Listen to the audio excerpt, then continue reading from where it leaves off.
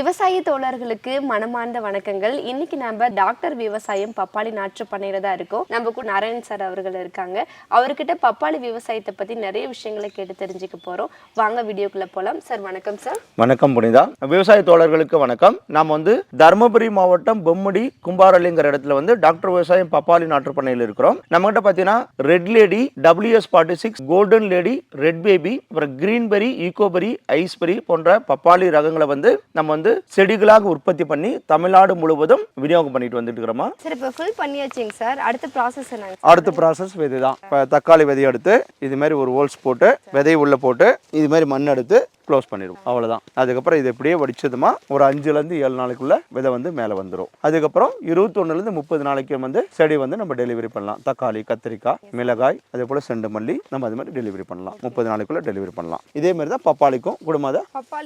பப்பாளிக்கு உடனே இந்த ஈரமா இருக்கும்போது போட்டா போடலாம். இல்லைன்னா மறுபடியும் தண்ணி ஸ்ப்ரே பண்ணிட்டு தான் போடணும். இது மாதிரி பப்பாளிக்கும் இது மாதிரி போட்டுட்டு விதையை உள்ள வச்சுட்டு மண் அள்ளி இப்படி மேலே போட்டுருவோம். அவ்வளோதான். இதோட இந்த ப்ராசஸ் நம்ம கம்ப்ளீட் பண்றோம். ரியல் டைம்ல அவங்க போட போறாங்க.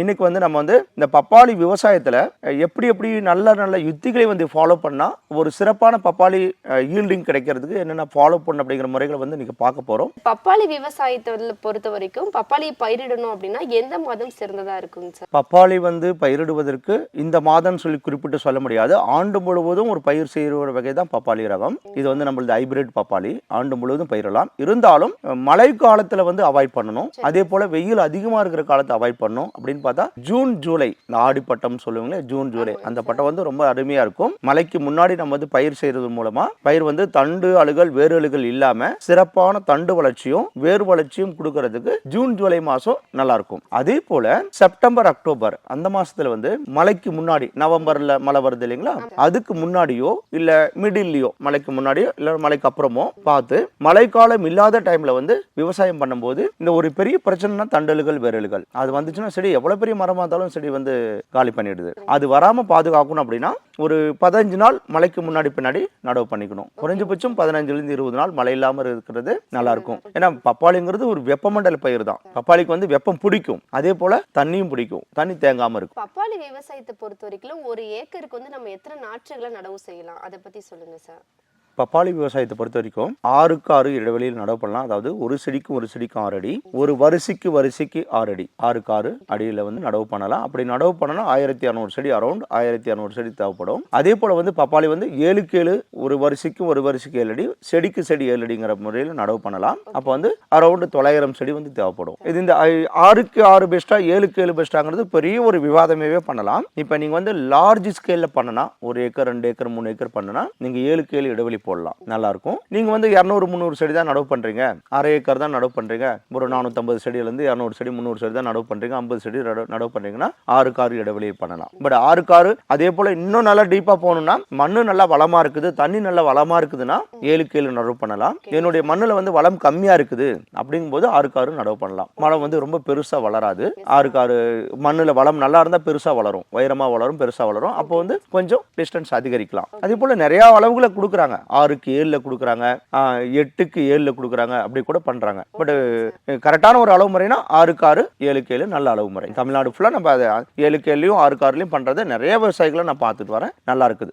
பப்பாளி விவசாயத்தை பொறுத்த வரைக்கும் பப்பாளி செடிக்கு தண்ணி தேங்கி இருக்க கூடாது அப்படின்னு சொல்லியிருந்தீங்க. அப்படி தண்ணி தேங்கினா என்ன ஆகுங்க சார், அதை பத்தி சொல்லுங்க. தண்ணி ஏன் தேங்க கூடாதுன்னு பார்த்தா பப்பாளி ஒரு வெப்பமண்டல பயிர், வெப்பத்தை லைக் பண்ணும் ஆக்சுவலா. அதே போல தண்ணியும் தேவைப்படுது பப்பாளிக்கு. இப்ப பப்பாளியில் தண்ணி தேங்குச்சுன்னா தண்டல்கள் வேரல்கள் வரும். ஸோ இந்த ரூட் ராட் அண்ட் ஸ்டெம் ராட்னு சொல்லிட்டு வரும். இது ஒன்ஸ் இது வந்துச்சுன்னா அந்த செடியை நம்மளால காப்பாற்றவே முடியாது. அதனாலதான் எப்பவுமே பப்பாளி நடவு பண்ணும்போது கரை மேட்டு பாத்தின்னு சொல்லுவாங்க, கரை எடுத்து ரிட்ஜ் எடுத்து தான் பண்ணணும். கரை எடுத்து தான் கரையில நடவு பண்ணணும். அப்பதான் ஒரு நல்ல வேர் வளர்ச்சி கொடுக்கும். வேருக்கு தண்ணி தேங்காம இருக்கணும். அப்படி தண்ணி தேங்குச்சுன்னா ஃபர்ஸ்ட் வேரல்கள் வரும். வேரல்கள் வந்தாவே அந்த செடி பட்டு போயிடும். அதுக்கப்புறம் நம்ம அகற்ற மாதிரி தான் ஆகும். 99% வேரல்கள் வந்த செடியை காப்பாற்றுறது கஷ்டம். சார், பப்பாளி விவசாயத்தை பொறுத்த வரைக்கும் ஆண் மரத்தை மரத்தை எப்படி அடையாளம் கண்டுபிடிக்கிறது, அதை பத்தி சொல்லுங்க சார். சிறு செடியா இருக்கும்போது ஆண்மரத்தை வந்து நம்மளால பிரிச்சு பார்க்க முடியாது. இது ஆண் செடி, இது பெண் செடின்னு பிரிச்சு பார்க்க முடியாது. பூ பூக்கிற காலத்துல மட்டும்தான் அதை கண்டுபிடிக்க முடியும். பூ பூக்கிற காலத்துல பூ வந்து எப்படி இருக்குன்னு சொன்னா ஒரு அடர்த்தியா ஒரு நீளமா பூ இருக்கும். நம்ம அது மற்ற பூக்களுக்கும் இந்த பூக்களுக்கும் அப்படி ஒரு கொத்து கொத்தா பூ இருக்கும். அப்படி இருக்கும்போது அது ஆண் செடி.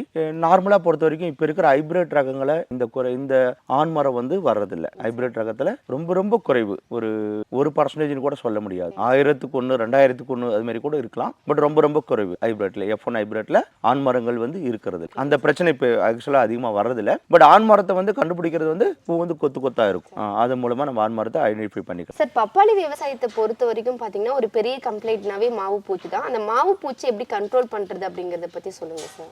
மாவு பூச்சியை கண்ட்ரோல் பண்றது இந்த இலைகளை, பாதிக்கப்பட்ட இலைகளை வந்து அப்புறப்படுத்தணும். இன்னொன்று வந்து மாவு பூச்சி ஒரு செடியிலிருந்து இன்னொரு செடிக்கு பரவாம ஒரு ஐடியா இருக்குது. மரத்துல வந்து ஒரு 2 அடிக்கு மேல பிளாஸ்டிக் பேப்பரை சுத்தினோமா எறும்புகளை வந்து மேல போகாம இருக்கும். இல்லைன்னா இந்த மாவு பூச்சி எறும்பு வந்து போய் சாப்பிடும். அப்ப அந்த எறும்பு வந்து ஒரு மரத்துல இருந்து இன்னொரு மரத்துக்கு போகும்போது அதை பரப்பி எடுத்து போயிடும். அதை அப்படி கண்ட்ரோல் பண்ணலாம். மாவு பூச்சி ஒண்ணுல இருந்து இன்னொன்று காத்து வழியா தான் பரவும். ஒரு மரத்துல வந்துச்சுன்னா இந்த மாவு பூச்சி காத்து வழியா தான் இன்னொரு மரத்துக்கு போகும். அப்ப இந்த எறும்பு தான் அதிகமா வந்து மாவு பூச்சி சாப்பிட்றதுக்கு போயிட்டு அது என்ன பண்ணுது, அடுத்த இதுக்கு எடுத்து போயிடுது. அப்படி வழியாகவும் கண்டுபடுத்தலாம். மாவு பூச்சி சின்னதா தெரியும் போதே நீம் ஆயில், வேப்ப எண்ணெயை ஸ்ப்ரே பண்றது மூலமா அதை வந்து கண்ட்ரோலுக்கு கொண்டு வரலாம். சார், பப்பாளி நாற்றுகளை நடவு செஞ்சதுக்கு அப்புறம் உரங்கள் எப்ப சார் கொடுக்கலாம்? பப்பாளி நடவு பண்ண பிறகு 2 மாசத்துக்கு அப்புறம் 60 நாளைக்கு அப்புறம் வந்து உரங்களை வந்து ஸ்டார்ட் பண்ணலாம். அதே போல ஒவ்வொரு 2 மாசமும் உரங்களை கொடுக்கணும். இந்த சரிவிகித உரத்தை வந்து கொடுக்கணும். ஆக்சுவலா தலைச்சத்து, மணிச்சத்து, சாம்பல் சத்து, நைட்ரஜன், பாஸ்பரஸ், பொட்டாசியம், இதை வந்து சரிவிகிதமா இருக்க உரங்களை வந்து ஒவ்வொரு 2 மாசத்துக்கு ஒரு முறை கொடுத்துட்டு வரலாம். பூ பருவம் ஆரம்பிக்கும் போதும் காய் பருவம் வரும்போதும் பொட்டாசியம் கலந்த கண்டென்ட் வந்து அதிகமாக கொடுத்துட்டு இருக்கும்போது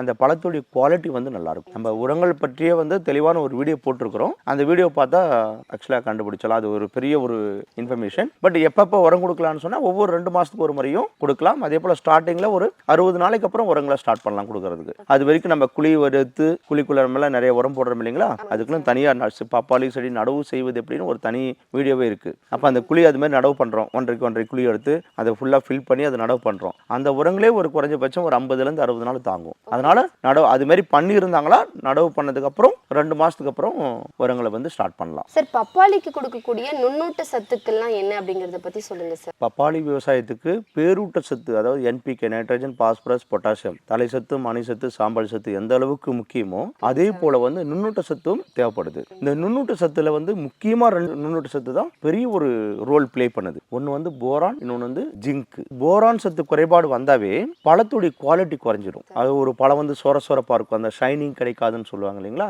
அது மாதிரி சொரசொரப்பா இருக்கும், அந்த பழத்துடைய குவாலிட்டி கிடைக்காது. அதனால கண்டிப்பா வந்து போரான் சத்து வந்து கொடுக்கணும். இப்போ போரான் சத்து கொடுக்கறதுக்கு வந்து ஒரு செடிக்கு 10 கிராம் அளவுல வந்து ட்ரிப்ல கொடுக்கலாம். இல்ல செடியை சுத்தி போட்டு கூட தண்ணி விடலாம். அப்படி இல்லைன்னா அதே போல 1 லிட்டர் தண்ணிக்கு 2 கிராம் அப்படிங்கிற அளவுல வந்து ஸ்ப்ரே பண்ணலாம். ஒரு செடிக்கு 10 கிராம் அளவுல வேறு வழியா கொடுக்கலாம். இல்ல ஒரு செடிக்கு 1 லிட்டர் தண்ணிக்கு 2 கிராம்ங்கிற அளவுல ஸ்ப்ரே பண்ணலாம். இப்படி கொடுக்கும்போது இந்த செடி பழத்துடைய குவாலிட்டி வந்து இம்ப்ரூவ் ஆகும். அதாவது ஜிங்க் குறைபாடு வந்துச்சுன்னா இலை வந்து ரொம்ப சின்ன சின்ன இலையா வந்துடும். இலையுடைய சைஸ் வந்து சிறுத்துக்கும். அதே போல வந்து நரம்பு அப்படியே அந்த நரம்பு இலையில, பப்பாளி இலையில மேலே இருக்கிற நரம்புலாம் அப்படியே வெளியில தெரியும். அப்படி வர குறைபாடுகள் வந்து ஜிங்க் குறைபாடு. இப்போ இந்த ஜிங்க் குறைபாடு வந்துச்சுன்னா இலை சிறுத்துச்சுன்னா அது ஒளிச்சேர்க்கையே நடைபெறாது. அதனால வந்து உணவு உற்பத்தியை சிறப்பாக பயன்படுத்த முடியாது. அப்போ வந்து காயுடைய குவாலிட்டியும் பாதிக்கும். அதனால வந்து ஜிங்க் சல்பேட்டுங்கிறது இல்ல ஜிங்க் கலந்த கலவைகளை வந்து பப்பாளிக்கு வந்து கொடுத்துட்டு வரணும். 1 லிட்டர் தண்ணிக்கு 5 கிராம் அப்படிங்கிற முறையில வந்து கரைச்சி ஸ்ப்ரே பண்ணலாம். இந்த போரான் குறைபாடு அதே போல ஜிங்க் குறைபாடு தனித்தனியா கொடுக்கறதுக்கு பதிலா ஒரு கலவையா இருக்குது, மைக்ரோ நியூட்ரியன் கலவைன்னு ஒன்று இருக்குது, எல்லாமே கலந்துருக்கும். அந்த மைக்ரோ நியூட்ரியன் கலவை வந்து செடிகளுக்கு கொடுத்து வரலாம். அப்போ வந்து எல்லா சத்து குறைபாடுகளுக்கும் ஒரு நிவர்த்தி கிடைக்கும். இப்பெல்லாம் மார்க்கெட்ல அவைலபிளா இருக்கு, மைக்ரோ நியூட்ரியன்ங்கிற கலவையே அவைலபிளா இருக்கு. அந்த கலவையை கொடுக்கும்போது இந்த ஜிங்க், கால்சியம், சில்வர் எல்லாத்துடைய ப்ராப்ளத்தையும் அது சால்வ் பண்ணும். அது மாதிரி கொடுக்கலாம். அப்போ வந்து ஒரு பயிருக்கு வந்து நுண்ணூட்ட சத்து, பேரூட்ட சத்து 2 சத்தும் வந்து சரிவிகிதமா கொடுக்கணும். அப்போ கொடுக்கும்போது தான் அந்த செடியுடைய வளர்ச்சி வந்து சரி ஈக்குவலா வரும், ஒரே சமனா வரும். ஒரு செடிக்கு இன்னொரு செடிக்கு வந்து இந்த கேப் இல்லாம நல்ல ஒரு சமனா வளரும். அது ரொம்ப ரொம்ப முக்கியமானது. சார், பப்பாளி விவசாயத்தை பொறுத்த வரைக்கும் ஒரு செடிக்கும் இன்னொரு செடிக்கு இடையில வந்து நம்ம ஊடுபயிர் செய்யலாமாங்க சார்? நிச்சயமாக செய்யலாம் ஊடுபயிர். ஏன்னா பப்பாளி வந்து இடைவெளி விட்டு தான் நம்ம வைக்கிறோம். 6க்கு 6 இல்ல 7க்கு 7 இல்ல 8க்கு 8 இடைவெளி விட்டு வைக்கிறோம். ரொம்ப இடைவெளி இருக்குது. குறைஞ்சபட்சம் ஒரு 2 அடி 3 அடி கேப் மிடில் இருக்கும். அதுல வந்து கண்டிப்பா ஊடுபயிர் பண்ணலாம். அதே போல ரொம்ப பப்பாளிங்கிறது ஒரு மென்மையான பயிருங்கிறதுனால அந்த ஊடுபயிர் செலக்ட் பண்றதும் ரொம்ப ரொம்ப கவனமா வேணும். அதுதான் இங்க வந்து ரொம்ப ரொம்ப முக்கியம். எனக்கு சிறப்பான கரெக்டான ஊடுபயிரை கண்டுபிடிச்சு போட்டோமா அதுலேருந்து ஒரு நல்ல மகசூலை எடுக்கலாம். சார், பப்பாளி விவசாயத்தை பொறுத்த வரைக்கும் ஊடுபயிர் பண்ணலாம் அப்படிங்கிறத சொன்னீங்க. எந்த காலத்துல ஊடுபயிர் பண்ணலாம் அப்படிங்கிறத பத்தியும் சொல்லிட்டீங்க. என்னென்ன பயிர்களை ஊடுபயிரா பண்ணலாம் அப்படிங்கிறத பத்தி சொல்லுங்க. இப்போ பப்பாளியுடைய சத்துக்களை வந்து இன்னொரு பயிர் வந்து போட்டி போட்டு எடுக்காத பயிர்களாக பண்ணணும் அப்படின்னு சொல்லுவாங்க. இது எப்படின்னு கேட்டால் இப்போ பாசி பயிர், உளுந்து இது பண்ணும்போது பப்பாளியுடைய சத்துக்கள் எடுத்துக்காது. இது வந்து நைட்ரஜன் ப்ரொடியூஸ் பண்ணும். அது வந்து பப்பாளிக்கு யூஸ்ஃபுல்லாக இருக்கும். அதே போல் வந்து இப்போ காய்கறி பயிர் எடுத்துக்கிட்டிங்கன்னா பூண்டு, வெங்காயம் இது மாதிரிலாம் பண்ணலாம் ஆக்சுவலாக. அதே போல் வந்து செண்டு மல்லி, சாமந்தி இதெல்லாம் பண்ணும்போது நெமட்டோடு பிரச்சனை வராமல் இருக்கும். இதுமாரி பயிர்களை வந்து தேர்ந்தெடுத்து பண்ணலாம். பார்டர் கிராப் வந்து ஆமணுக்கு, மக்காசோளம், அப்புறம் வந்து அகத்தி இதெல்லாம் வந்து நம்ம பார்டரை ஒரு 2 லைன் போட்டு வச்சுக்கலாம். அந்த வயர்லேருந்து வெளியில் இந்த பார்டர் கிராப்னா உயரமாக வளர்ந்துரும். அதே பூச்சிகளை வந்து கவர்ந்து இழுத்து அங்கேயே நிறுத்திடும், உள்ளே வராமல் தடுக்கும். அப்படி இருக்கும்போது வந்து பூச்சிகளை வந்து கண்ட்ரோல் பண்ணும். அப்போ இது வந்து ஒரு சிறப்பான விவசாயத்துக்கு வந்து பார்டர் கிராப்பும் அதே போல் ஊடு பயிராக பண்ணுறதும் நம்ம சிறப்பாக தேர்ந்தெடுக்கணும். ஒரு பப்பாளி விவசாயத்துக்கு நம்ம பார்டர் கிராப்லேயே லாபத்தை எடுத்துடலாம், அதில் பொருள் லாபத்தை எடுக்கலாம். ஆனால் சிறப்பானதாக இருக்கணும், அது பப்பாளியை வந்து பாதிக்காததாக இருக்கணும். சார், பப்பாளி விவசாயத்தை பொறுத்த வரைக்கும் பப்பாளியில பூக்கள் உதிர்வதை எப்படிலாம் தடுக்கலாம் அப்படிங்கிறத பத்தி சொல்லுங்க சார். பப்பாளியில் பூக்களுடைய குவாலிட்டி இருக்கணும். பூக்கள் வந்து குவாலிட்டியாக இருந்தால் தான் அது வந்து காய் கனிகளாக மாறும். பூக்கள் உதிர்ச்சுன்னா அது வந்து மகசூலை வந்து டோட்டலாக வந்து கீழே கொண்டு போய் விட்டுரும். இதுக்கு மெயினாக நம்ம பார்க்க வேண்டியது சரிவிகித ஊட்டச்சத்து இருக்கணும். அதாவது நைட்ரஜன், பாஸ்பரஸ், பொட்டாசியம், தலைச்சத்து, மணிச்சத்து, சாம்பல் சத்து மற்றும் மைக்ரோ நியூட்ரியன் வந்து சரிவிகிதமாக கொடுக்கணும். அதே போல் பூ உதிர்வு இருந்துச்சுன்னா போரான் போன்ற சத்துக்களை வந்து சரிவிகிதமாக கொடுக்கணும். அப்போ வந்து பூக்கள் உதிர்வு தடுக்கலாம். இது வந்து ஒரு சைடு. இன்னொரு சைடு நீர் மேலாண்மை கரெக்டாக இருக்கும். நீர் வந்து குறைவாக கொடுத்தாலும் பூக்கள் வந்து அதிர்ச்சியினால வந்து அதிர்ச்சி அதிகமாக அடையும். இப்போ நம்ம காய் விட்டுட்டோமோ அதிர்ச்சி அடையும். அப்போ வந்து ஃப்ளவர் ட்ராப் ஆகிடும். அந்த அதிர்ச்சி கொடுக்கக்கூடாது, ஸ்ட்ரெஸ் கொடுக்கக்கூடாது. அப்போ வந்து ட்ராப் ஆகிடும். அப்போ நீர் வந்து சிறப்பாக கொடுக்கணும், கரெக்டாக கொடுக்கணும். அதே போல் வந்து தட்ப வெப்பநிலை இப்போ ஒரு 35 டிகிரிக்கு மேலே வெயில் வந்துச்சுன்னா அது ஸ்ட்ரெஸ் ஆகிடும். அப்போ வந்து ஃப்ளவர் வந்து ட்ராப் ஆகும். அதையும் வந்து கண்ட்ரோல் பண்ணணும். இதுக்காக தான் என்ன பண்ணுவாங்கன்னா மல்சிங் போடுவாங்க. மல்சிங் சீட்டு போடுறதுனால என்ன ஆகும், ஈரப்பதத்தை தக்க வச்சுக்கும். வேறு பக்கத்தில் அதிகமான ஸ்ட்ரெஸ் கிடைக்காம இருக்கும். அப்போ அது வந்து ஃப்ளவர் ட்ராப் ஆகாது. இது மட்டும் இல்லை, இப்போ இது மாதிரி ஃப்ளவர் ட்ராப் ஆகிட்டு இருக்குதுன்னா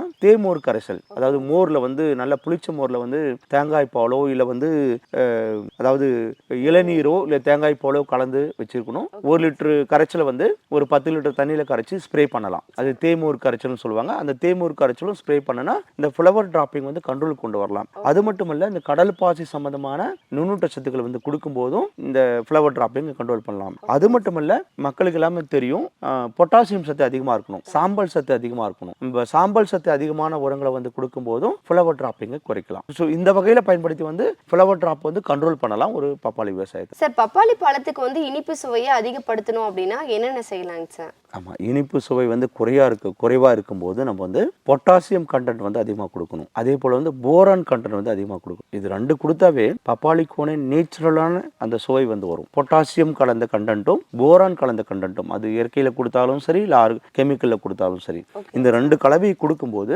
அது ஒரு நல்ல ஒரு காய்களை திரட்சியான காய்களாக வர்றதுக்கு வழிவகை செய்யும். சார், முன்னே சொல்லியிருந்தீங்க பப்பாளியில் வந்து பார்த்தீங்கன்னா மண்ணணிப்பு ரொம்ப முக்கியம் அப்படின்னு. ஏன் வந்து மண்ணணிப்பு பண்ணணும் அப்படிங்கிறத பற்றி சொல்லுங்க சார். பப்பாளி வந்து 4-5 மாதம் வரும்போது மரம் ஆயிரும். அப்போ பப்பாளி செடின்னு நம்ம சொல்ல மாட்டோம், பப்பாளி மரம்னு சொல்லுவோம். அப்போ வந்து வேர்கள் வந்து பரப்பி போகும். அந்த டைம் வந்து ஒரு 2 அடி வரைக்கும் மண், 1.5 அடி வரைக்கும், 1.5லேருந்து 2 அடி வரைக்கும் மண் வந்து உயரமாக அணைச்சி வச்சிருந்தோமா வேர்கள்கிட்ட வந்து தண்ணி நிற்காது இருக்கும். அதனால தான் மண் அணைக்க சொல்கிறோம் நம்ம. சார், பப்பாளி மரத்துக்கு வந்து வைரஸ் வந்துருச்சு அப்படின்னா அந்த மரத்தை நம்ம என்னங்க சார் பண்ணலாம்?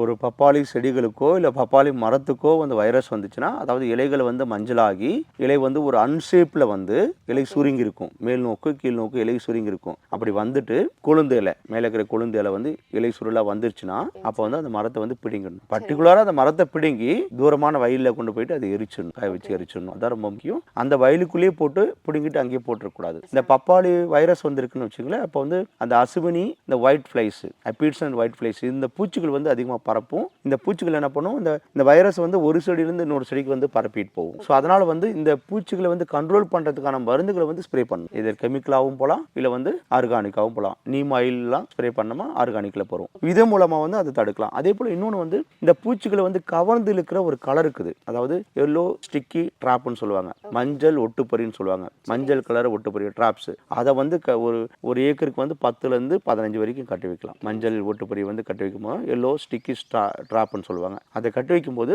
இந்த பூச்சிகள் வந்து லெப்பிட்ஸு இந்த ஒயிட் ஃப்ளைஸ் வந்து போய் இதில் ஒட்டிக்கும். அப்போ வந்து நம்மளுக்கு வந்து மருந்தடிக்கிற செலவு ஆக்சுவலாக குறைக்கலாம். சில பூச்சிகளை வந்து கண்ட்ரோல் பண்ணலாம். ஒரு சில விகிதத்தில் வந்து பூச்சிகளை வந்து கண்ட்ரோல் பண்ணலாம். ஈவினிங் வந்து பறக்கிற பூச்சிகள் எல்லாத்தையும் கண்ட்ரோல் பண்ணலாம். இதன் மூலமாகவும் கொடுக்கலாம். இது மாதிரி வைரஸ் தாக்கம் வந்துச்சாவே அதிகமான நூட்டச்சத்து கொடுக்கணும், ஜிங்க் சம்பந்தமான கொடுக்கணும், மெக்னீசியம் சம்பந்தமான உரங்களை வந்து அதிகமாக கொடுக்கணும். அப்போ வந்து இந்த நோய் தாக்கத்துல இருந்து மீட்டு கொண்டு வரலாம். சார், பப்பாளி விவசாயத்துல வந்து தண்ணி தேங்கக்கூடாது அப்படின்னு சொல்லியிருந்தீங்க. ஆனா மழைக்காலங்கள்ல வந்து பாத்தீங்கன்னா மழைநீர் வந்து அதிகமா தேங்கி நின்றுடு இல்லையா? அப்போ வந்து நம்ம என்னங்க சார் பண்ண? இதுதான் நம்ம ஃபர்ஸ்ட் வந்து மேட்டு பாத்தி அமைக்கணும்னு சொல்றோம். ரிட்ஜ் மாரி போட்டுட்டு தான் பப்பாளி நடவு பண்ணணும். அதுக்கப்புறம் அப்படியும் போட முடியலன்னு சொன்னா மண் அணைக்கணும்னு சொல்றோம். மண் அணைச்சா வேருக்கு பக்கத்துல தண்ணி நிற்காது.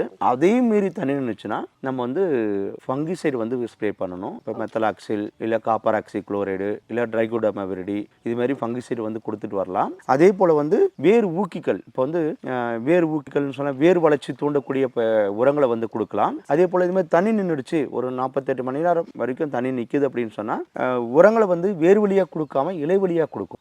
அப்போ வந்து அது வந்து இலை எடுத்துக்கும். வேர் வந்து தண்ணி நின்றதுனா வேர் வந்து அழுகிட்டு அது எடுக்கிற வேண்டிய சக்தி, அந்த சத்தை வந்து எடுக்கிறதுக்கு வந்து எடுக்காது, குயிக் எடுக்காது. அப்போ வந்து இலை வழியாக வந்து நுண்ணூட்ட சத்து பேரோட்ட சத்து கொடுக்கலாம். ஸ்ப்ரேயர் மூலமா கொடுக்கலாம். நல்ல வேர் வளர்ச்சி கொடுக்கக்கூடிய பொட்டாசியம் இது மாதிரி நுண்ணூட்ட சத்து இது மாதிரி வந்து இலை வழியாக ஸ்ப்ரே பண்ணும்போது தண்ணி நின்று வந்த பிரச்சனை வருதுங்களா, அதுல இருந்து மீட்டு கொண்டு வரலாம். நம்ம இருந்தாலும் ஒரு ரிட்ஜ் அமைக்கணும், இல்லை மண் அணைப்பு பண்ணணும். அதே மீறி சில இடத்துல மழை வந்து தண்ணி தேங்கி நின்றுதுன்னா இது மாதிரி பாதுகாப்பு முறைகளை பண்ணி வச்சுக்கிட்டா அந்த மரத்தை வந்து பாதுகாக்கலாம். சார், பப்பாளி சாகுபடியை பொறுத்த வரைக்கும் சொட்டு நீர் பாசனம் தான் சிறந்தது அப்படின்னு எப்பவும் சொல்றீங்க. அது ஏங்க சார், அதை பத்தி சொல்லுங்க. சொட்டு நீர் பாசனம் வந்து நீர் வந்து கரெக்டாக மேலாண்மை பண்ணலாம். நீர் பாசனத்துக்கு வந்து சொட்டு நீர் பாசனம் ஒரு குறைஞ்சபட்சம் 20% 25% வந்து நீர் வந்து சேமிக்கிறதுக்கு பயன்படும். குறைவான நீர் யாருக்கெல்லாம் இருக்கோ அவங்க சொட்டு நீர் பாசனம் கொடுக்கலாம். அதே போல பப்பாளிக்கு ரொம்ப முக்கியம், வேர்கிட்ட தண்ணி தேங்கி நிற்க கூடாது. சொட்டு நீர் பாசனம் ரொம்ப உகந்தது. இது நீர் பாசனம் மட்டுமல்ல, ஒரு சொட்டு நீர் இப்போ பப்பாளி வந்து வேர் வந்து காற்றோட்டத்தை விரும்பக்கூடியது. இப்போ இந்த சொட்டு நீர்ல வந்து காற்றும் நீரும் சேர்ந்து தான் உள்ள போகுது, வேருக்கு போகுது. அப்போ வந்து வேருக்கிட்ட வந்து அந்த காற்றோட்டத்தை வந்து கொடுக்கறது இந்த சொட்டு நீர் வந்து பயன்படுது. அதன் மூலமா அதாவது பல ஆராய்ச்சிகள் சொல்லுது வந்து இதன் மூலமா சொட்டு நீர் மூலமா பப்பாளிக்கு வந்து நீர் பாய்ச்சுதல் பண்ணணுமா 25% வந்து நல்ல வளர்ச்சி கிடைக்குதுன்னு சொல்றாங்க. அந்த அளவுக்கு வந்து இது வந்து ஒரு நல்ல பெனிஃபிட்டா இருக்குது சொட்டு நீர் பாசனம். சார், பப்பாளி விவசாயத்துல வந்து தண்டல்கள் நோய் அப்படிங்கிறது ரொம்ப டேஞ்சரஸ் அப்படின்னு சொல்றீங்க. அதை வந்து எப்படிங்க சார் அந்த நோயை தடுக்கலாம், அதை பத்தி சொல்லுங்க. ஆக்சுவலா வந்து ஒரு பெரிய எதிரின்னு சொன்னாவே பப்பாளிக்கான ஒரு எதிரி வந்து தண்டல்கள் நோய் தான். வேரலுகள் தண்டல்கள் இதுதான் வந்து பப்பாளிக்கு வந்து பெரிய எதிரி. இதுல இருந்து காப்பாற்றுறது ரொம்ப ரொம்ப சிம்பிள்.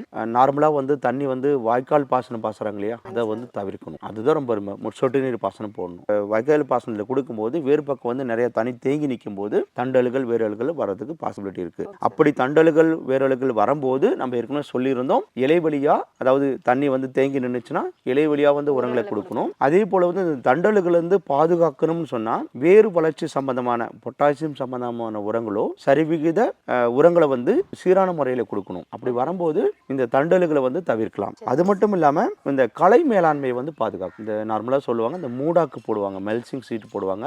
அதை வந்து செடிகளுக்கு மட்டுமே மெல்சிங் சீட் இல்லாம இலை தலைகளை வச்சு வந்து ஃபுல்லா வந்து வயல் ஃபுல்லாவே மூடாக்கு கூட போடலாம். அப்படி போடும்போது களைகளை வந்து கண்ட்ரோல் படுத்தலாம். இப்படி களைகளை கண்ட்ரோல் படுத்தினாலும் நம்ம வந்து ஒரு நல்ல ஒரு சிறப்பான வளர்ச்சிக்கு வந்து கொண்டு வர முடியும். இந்த தண்டல்கள் வேரல்களை வந்து பண்ண முடியும். களை எடுக்கும் போது இந்த பவர் ட்ரில்லர் இதெல்லாம் வச்சு என்ன பண்ணோம், வேரை வந்து ஒட்டிடக்கூடாது, வேரை வந்து வெட்டிடக்கூடாது. அதை வந்து ரொம்ப கவனமா பார்த்துக்கணும்.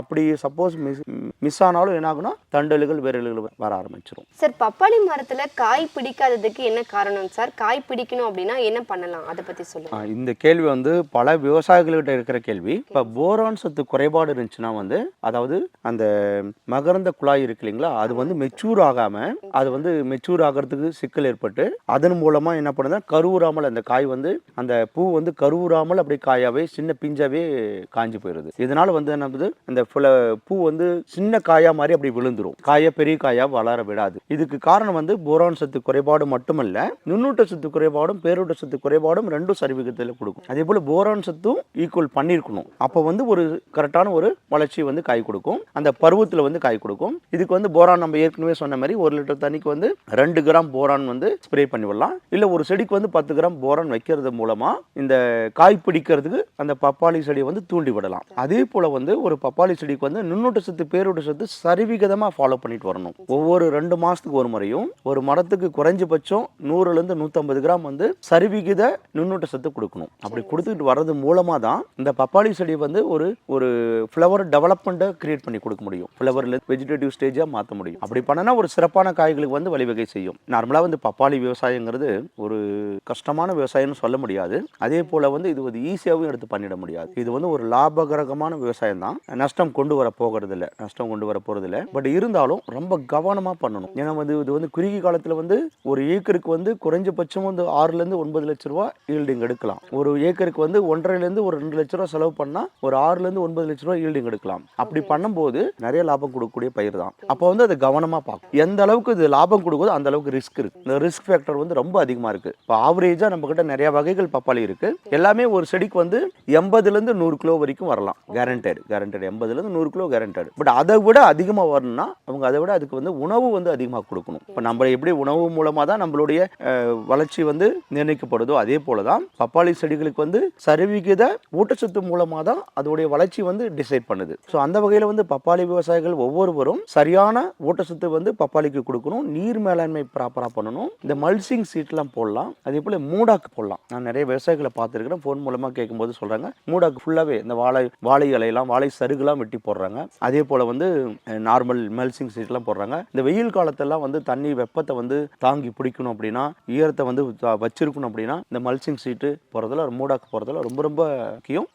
அப்பதான் இந்த வெயில் காலத்துல வந்து தப்பிச்சு வர முடியும். ஒரு செடியை வந்து காப்பாற்ற முடியும். நார்மலா பப்பாளி பத்தி சொல்லணும்னா பப்பாளி விவசாயம் இப்பெல்லாம் கடந்த ஒரு 5 to 7 வருஷமா பப்பாளி வந்து தேவைகளை வந்து மக்கள் வந்து அதிகமா கன்சூம் பண்ணிட்டு இருக்காங்க. அதான் நிறைய ரிசர்ச்லாம் சொல்றாங்க. ஆக்சுவலா இந்த கன்சூம் பண்ற பப்பாளி கன்சூம் வந்து நிறைய பண்றாங்க, சாப்பிட்றாங்க, விரும்பி சாப்பிட்றாங்க கடந்த ஒரு 7 வருஷம் அளவில். அதனால வந்து மார்க்கெட்ல வந்து எப்பயும் ஒரு நிலையான ரேட் இருக்குது. ரொம்ப டவுன் ஆகல.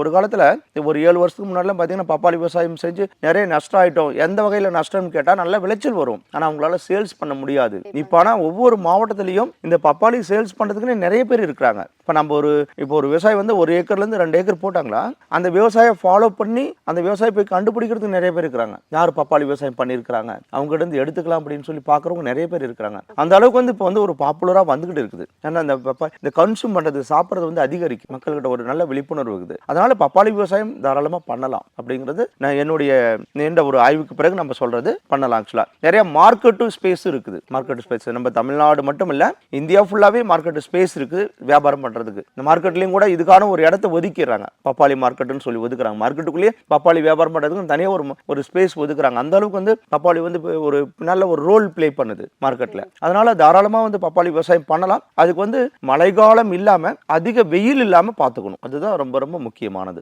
விவசாயிகள் வந்து ஒரு சிறப்பான முறையில் பப்பாளி விவசாயம் செய்து நல்ல மகசூலை பெறுவதற்கு டாக்டர் விவசாயம் எப்பொழுதும் ஒரு உறுதுணையா இருக்கும். அதோடைய முதல் ஸ்டெப் தான் இது மாதிரி வீடியோக்குள்ள நம்ம கொடுக்கறது. இது நார்மலான வீடியோ கிடையாது. டாக்டர் விவசாயம் பப்பாளி நாற்று பண்ண எங்க யூடியூப் சேனல்ல போய் பார்த்தா அந்த வீடியோக்குள்ள எதுவுமே நார்மலான வீடியோ கிடையாது. நம்ம எந்த காரணத்து கொண்டும் பப்பாளி செடி உற்பத்தி பண்ணி வியாபாரம் பண்றோம் அந்த நோக்கத்துல போடல. ஒவ்வொரு வீடியோவும் நீண்ட ஆய்வுக்கு அப்புறம் தான் இந்த வீடியோ எடுத்திருக்கிறோம். ஒவ்வொன்றும் உங்களுக்கு பயனுள்ளதா இருக்கும். இப்ப நாம இந்த வீடியோவில் எடுத்தது எல்லாமே, அதாவது விவசாயிகள் வந்து நம்ம கிட்ட கேட்டது கேள்விகள் எல்லாத்தையும் பதில் கண்டுபிடிச்சு நம்ம வீடியோ போட்டிருக்கிறோம். அதே போல வந்து அவங்களுக்கு நம்ம சொன்ன பதில வந்து ஒரு நடைமுறையா கொண்டு வந்து அதை நம்ம வீடியோவை போட்டிருக்கிறோம். இதே போல வந்து கேள்விகள் இருந்தா அனைத்து விதமான கேள்விகளுக்கும் பதில் வந்து தரப்படும். வீடியோவும் தருவோம், இல்ல போன் கால் மூலமாவும் நீங்க போன் பண்ணி கேட்டுக்கலாம். இந்த வீடியோ கண்டிப்பா பயனுள்ளதா இருக்கும் அப்படின்னு நான் டெஃபினட்டா நம்புறேன். சார், இவ்வளவு நேரம் பப்பாளி விவசாயத்தை பத்தி நிறைய விளக்கங்கள் எங்களுக்கு கொடுத்தீங்க. அதாவது நடவு செய்யறது எந்த மாதங்கள் ஆரம்பிக்கணும் அப்படிங்கிறதுல இருந்து எவ்வளவு தண்ணீர் கொடுக்கணும், உரங்கள் என்னென்ன கொடுக்கலாம், அது மட்டும் இல்லாம என்னென்ன நோய்கள்ல இருந்து எப்படி செடியெல்லாம் வந்து நம்ம பாதுகாக்க முடியும், நல்ல மகசூல் கிடைக்கிறதுக்கு என்னென்ன வழிவகை செய்யணும் அப்படிங்கறத பத்தி நிறைய டீடைல்ஸ் கொடுத்தீங்க சார். கண்டிப்பா எங்களுக்கு பிரயோஜனமா இருந்துச்சு, விவசாயிகளுக்கும் பிரயோஜனம் இருக்கும் சார். மிக்க நன்றிங்க சார். நன்றிமா. மேலும் பப்பாளி விவசாயம் சம்பந்தமான நிறைய வீடியோஸ்களை வந்து பாத்தீங்கன்னா நம்மளுடைய சேனல் நம்ம பதிவிட்டு இருக்கோம். அதே மீறி உங்களுக்கு சந்தேகங்கள் இருந்துச்சு அப்படின்னா டிஸ்கிரிப்ஷன்ல கான்டாக்ட் நம்பர் கொடுத்துருக்கோம். நீங்க வந்து நாற்றுகள் வேணும் அப்படின்னாலும் சரி, உங்களுடைய டவுட்ஸ் இருந்தாலும் சரி, நீங்க கால் பண்ணி உங்களோட டவுட்ஸை கிளியர் பண்ணிக்கலாம். நாற்றுகளை கூட நீங்க ஆர்டர் பிளேஸ் பண்ணிக்கலாம். நம்மளோட சேனலை இருந்து சப்ஸ்கிரைப் பண்ணாம பார்த்துட்டு இருந்தீங்கன்னா மறக்காம சப்ஸ்கிரைப் பண்ணிக்கோங்க. பக்கத்துல இருக்கிற பெல் ஐகானை கிளிக் பண்ணி ஆளுங்கிற ஆப்ஷன் செலக்ட் பண்ணிக்கோங்க. இந்த வீடியோஸ் உங்களுடைய ஃப்ரெண்ட்ஸ்க்கும் ஷேர் பண்ணுங்க, கமெண்ட் பண்ணுங்க. நன்றிங்க சார்.